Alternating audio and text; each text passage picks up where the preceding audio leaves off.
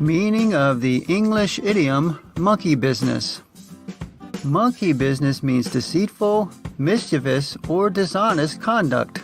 Behavior that is not acceptable in a particular context or situation. The United States gives over $175 billion from Social Security each year to those on disability. And for certain types of people, that means only one thing: money up for grabs. You're about to meet some fraudsters looking for extra cash by milking the system, and the investigators out to stop them. Here's ABC's Neil Karlinski for our series, Nightline Investigates. Hey.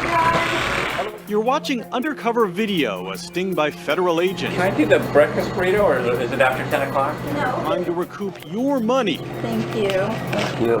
From a couple who claimed to be so disabled they couldn't work, or in many cases, even stand up very long. Just call me Bonnie and Corey Clyde. We're fine. As if daring someone to come and get them, the Target's owners Ramona Hayes and Corey Eglash virtually put a sign on themselves, opening a coffee shop called Criminal Coffee, complete with the slogan, "The place to come when you're on the run." The location, one of the most out-of-the-way corners of the United States, the gorgeous San Juan Islands along the Canadian border, deep in the Pacific Northwest. What were these two like? He was crooked as a dog's back leg. Neither one of them could tell you the truth if their life depended on it, but other than that. The property manager had his own suspicions, but even he didn't know that the feds were investigating the two for a disability scam, and that new customer, Joe Rogers, was actually part of an undercover team of agents with a hidden camera. Okay, here's the turkey. Roast beef's coming out. Okay, great, thank you. Help yourself. You almost seem like buddies. Do you ever feel bad about that? Not really. Not so much. It's our job.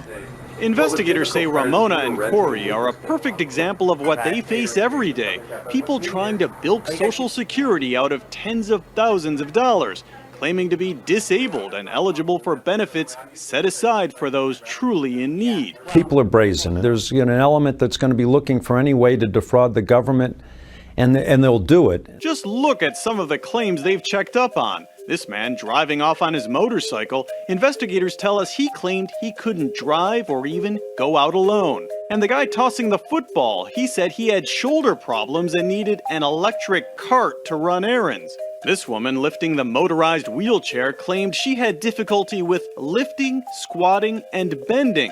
All three had their claims denied. Every year, Social Security pays out more than $175 billion to people on disability. But in the last year alone, nearly 72,000 allegations of fraud were reported to Social Security's Office of the Inspector General. When people that don't need it are abusing it, I think everybody becomes outraged. A big bust of some police and firefighters accused of massive fraud. The most egregious case in the last year allegedly happened in New York, when more than 130 people, many of them police officers and firemen who worked on 9/11, were indicted for allegedly conspiring to defraud the government out of $29.9 million. 375. And these numbers don't even include other types of disability fraud, like workman's comp. This woman, Kathy Cashwell, was raking in $3,000 a month, claiming a shoulder injury left her unable to stand, run, reach, or grasp. But that didn't slow her down on the Price is Right of all places. Look at her spin that wheel. Last year, she pleaded guilty to fraud. But agents say most cases are like Criminal Coffee, which is why we joined Joe Rogers on a float plane up to the San Juan Islands. He leads the Cooperative Disability Investigations Unit in Washington State, sort of a CSI unit for sniffing out disability fraud. Do you have a table? Your favorite spot? Over there. Rogers and his fellow investigators posed as cellular phone company workers. Hi, how are you? Good, how are you? Wonderful. Stopping in during the course of their workday. Bail money jar was over here, right? It was right up here. Yes, right there. We just recently bought a house, and it's pretty close. It's right up on the corner. This is his normal behavior. He's a very friendly, personable guy. Tell you his life story in a minute, and he did several times. Where you guys were at from originally? Both were incredibly chatty and seemingly perfectly able-bodied, a far cry from their applications for disability payments. She's written here, I cannot work due to anxiety, severe depression, PTSD. There are days when I cannot leave my home. I will buy some donuts from time to time. Corey is on record in her application to support her claim. I doubt that today she could work in a retail store on a part-time basis or actually put gas in a car. I mean, that's pretty extreme. He says she can't even put gas in a car. That's pretty extreme. The huge eagle swooped down in front of us in the car. She received just over $42,000 in Social Security and another $15,000 from the state of Washington. So it was just about $58,000 total. Corey wasn't receiving disability yet.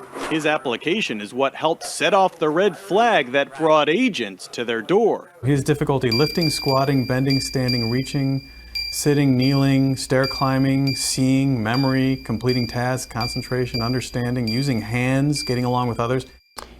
Pretty inclusive. Even more than moving around, the tapes reveal a pair who couldn't stop talking about themselves. I'm grabbing a roller. It didn't take 2 words to me. I grabbed the plastic, I grabbed the roller, I grabbed the paint. I didn't even know who I was dealing with. Then we were out at Jackson's Beach one day, and Corey's like, look at that big thing up on the tower. Are you driving or are you walking? I'm driving. Oh, what a stupid question. Princesses do not walk. Remember, Ramona supposedly can't even put gas in a car, let alone drive. As if the coffee shop wasn't enough, investigators say Corey walked a full mile to this little building at the end of the pier where he worked his second job at the aquarium. They found records that he volunteered at a local senior center and played basketball with the local rec league, too. You play any of those? Or? No? Yeah. He played basketball 4 days the same month he applied for disability. Did you ever notice that either one of them had, pains or a hard time getting around? No. No, the only pain was, they gave me a pain, but I won't tell you where. When Joe the customer finally showed his badge and the charges were filed, Ramona pleaded guilty to mail fraud. She's serving 12 months in federal prison. Most everything we bake, right, is gluten-free. Corey went to trial where the jury quickly found him guilty of conspiracy to defraud the United States and mail fraud. We tried to talk to him while he's awaiting sentencing and filing for an appeal. Hello? But he was nowhere to be found, and his lawyer, along with Ramona's, declined to be interviewed. When it all finally came out, what'd you make of that? That's about the funniest thing I'd heard in a while. These small cases add up, totaling $340 million in savings just last year. As for the con artists who might think no one is watching... You have agents out spying on people right now? They should be. They should be. Well, hey, thanks for that. Good coffee. I'm Neil Karlinski for Nightline in Friday Harbor, Washington.